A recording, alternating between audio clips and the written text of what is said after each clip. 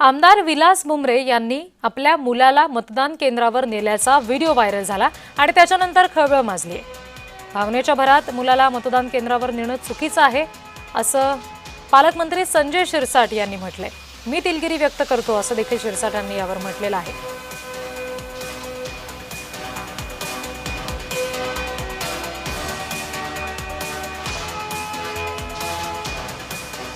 विलास भुमरे यांनी आपल्या मुलाला मतदान केंद्रामध्ये नेलं आणि त्यामुळे गोंधळ झाला। या मुलाच्या सुद्धा बोटाला तिथल्या मतदान अधिकाऱ्यांनी शाई लावल्याचं यावेळी पाहायला मिळालं आणि या सगळ्यावरून आता आक्षेप घेतला गेलेला आहे। मोठ्या प्रमाणावर टीका होती। अशातच संजय शिरसाट यांनी या सगळ्याबाबत प्रतिक्रिया दिलेली आहे। मी दिलगिरी व्यक्त करतो असं शिरसाट म्हणालेले आहेत।